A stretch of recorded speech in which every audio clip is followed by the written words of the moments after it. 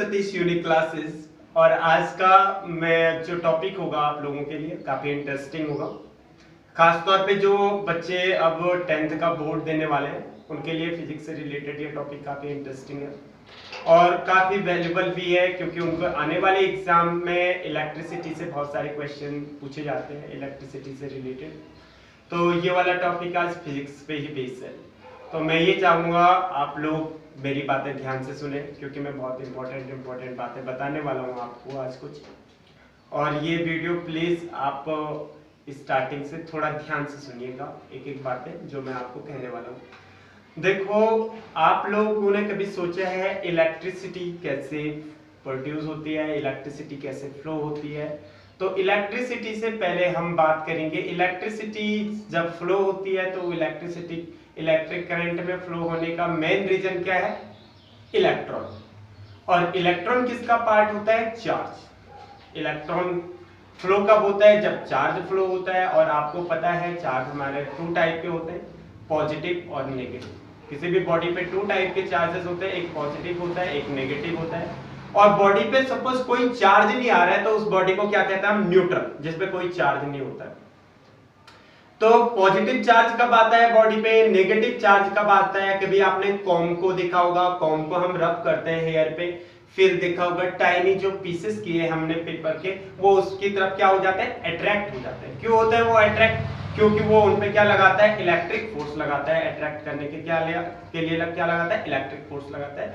तो बेसिकली हमारे पास जो चार्जेस होते हैं, चार्जेस 2 टाइप के होते हैं, एक पॉजिटिव चार्ज होता है, एक नेगेटिव चार्ज होता है। और पॉजिटिव चार्ज कब आता है किसी बॉडी पे? अगर कोई बॉडी इलेक्ट्रॉन डोनेट करेगी तो उस पर पॉजिटिव चार्ज आ जाता है, और सपोज कोई बॉडी इलेक्ट्रॉन क्या करेगी? एक्सेप्ट करेगी तो उस पर क्या आ जाता है? नेगेटिव चार्ज आ जाता है। ठीक है, कभी कभी आपके पास जैसे प्रॉपर्टीज ऑफ चार्जेस आते हैं, तो there are basically 2 types of charges, positive charge and negative charge. तो पॉजिटिव चार्ज कब आता है? जब बॉडी इलेक्ट्रॉन डोनेट करेगी। और नेगेटिव चार्ज कब आएगा बॉडी पे? जब बॉडी क्या करेगी? इलेक्ट्रॉन एक्सेप्ट करेगी। तो आपके पास जो चार्ज की एसआई यूनिट होती है, चार्ज को किसने डिस्कवर किया था? कूलम्ब ने किया था चार्ज को डिस्कवर, इसलिए the SI unit of electric charge is coulomb. SI unit क्या होती है इलेक्ट्रिक चार्ज की? कूलम्ब होती है। तो सपोज मैं आपके पास जैसे हमारे पास मैग्नेट का होता है, जैसे मेरे पास एक पॉजिटिव चार्ज है, प्लस चार्ज है, और एक नेगेटिव चार्ज है, एक प्लस चार्ज है, एक नेगेटिव चार्ज है। ये दोनों चार्जेस एक दूसरे को क्या करेंगे?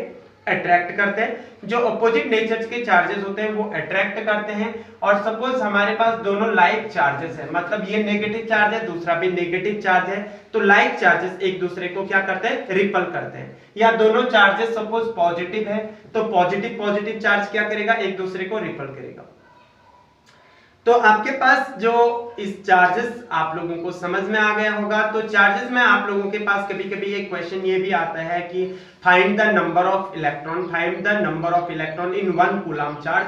तो चार्ज को, तो वैसे चार्ज एक डिस्क्रीट क्वांटिटी है, चार्ज को हम 0.1 0.2 इस फॉर्म में नहीं लिखते हैं। चार्जेस का क्या होता है? इसमें क्वांटाइजेशन लॉ लगता है। चार्ज जैसे एक बॉडी दूसरी बॉडी को इलेक्ट्रॉन डोनेट करती है या इलेक्ट्रॉन एक्सेप्ट करती है, वो हमेशा इंटीजर के फॉर्म में करती है।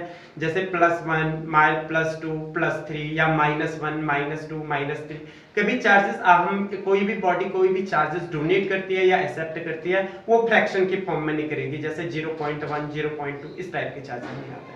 तो एक इंपॉर्टेंट क्वेश्चन ये भी पूछा जाता है बोर्ड एग्जाम में बेसिकली कि find the number of electron in 1 coulomb charge. मुझे 1 कूलम्ब चार्ज में क्या निकालना है? नंबर ऑफ इलेक्ट्रॉन निकालना है। तो आपके पास Q इक्वल टू दे रखा है 1 कूलम्ब। C का मतलब क्या होता है? Coulomb, COU।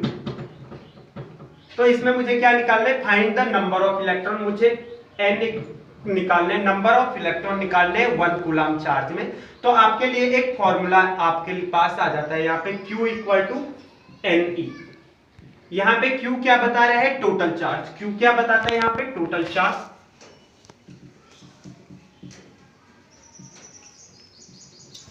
N बता रहे हैं नंबर ऑफ इलेक्ट्रॉन, जो कि मुझे फाइंड आउट करना है।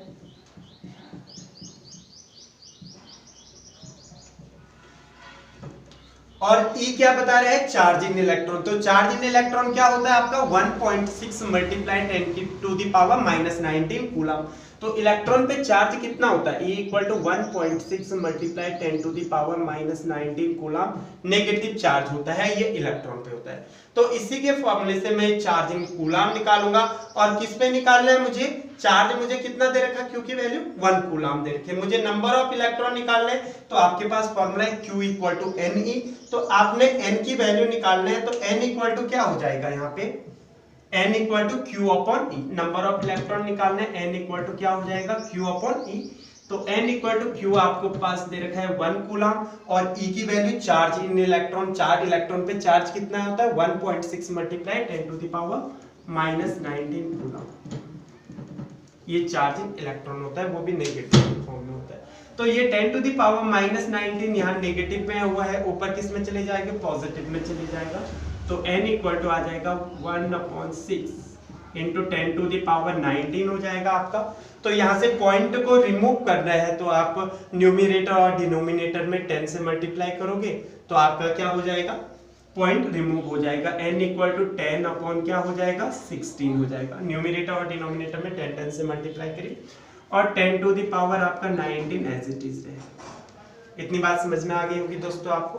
तो यहाँ पे मुझे n 16 की वैल्यू निकालनी है। आपके पास एक तरीका है, सपोज आपको 16 की टेबल थोड़ा बड़ी होगी, किसी बच्चे को ये होती है टेबल 10 तक ही याद रहती है, 16 की नहीं रहेगी, तो वो यहाँ पे ये करेंगे 2 5 जा 10, 2 8 जा 16, तो 5/8 आ गया, तो 0 पॉइंट, बिकॉज 5 8 से डिवाइड नहीं होता है, तो 0 पॉइंट लगा दिया मैंने। यहाँ पे कितना हो जाएगा 50, तो 8 6 जा कितना होता है 48, 2 रेस्ट हो जाएगा, फिर 20, 8 2 जा 16, 4 रेस्ट, 8 5 जा 40 मल्टीप्लाई 10 टू द पावर कितने हो जाएंगे 19। तो आपके पास नंबर ऑफ इलेक्ट्रॉन कितने होंगे, 1 कूलम चार्ज में 0.625 मल्टीप्लाई 10 टू द पावर 19। आप इसे ऐसे भी लिख सकते हो, अगर 625 मल्टीप्लाई यहाँ पे कितने की मल्टीप्लाई हुई 1000 की, तो यहाँ पे 10 की पावर 19 है, तो 1000 से कितना माइनस करोगे 3 माइनस, क्योंकि 1000 की मल्टीप्लाई होगी, तो 10 टू द पावर इसे कैसे लिखोगे 19 माइनस 3 कितना होता है आपका 60। इतने नंबर ऑफ क्या हो जाएंगे आपके पास इलेक्ट्रॉन हो जाएंगे।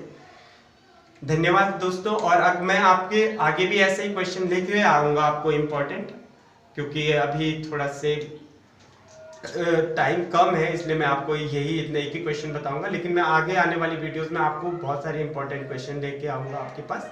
और प्लीज़ इस YouTube चैनल को प्लीज़ शेयर और सब्सक्राइब करो, क्योंकि आपके लिए ये बहुत ज़्यादा वैल्यूबल नॉलेज प्रोवाइड करेगा। Thank you so much.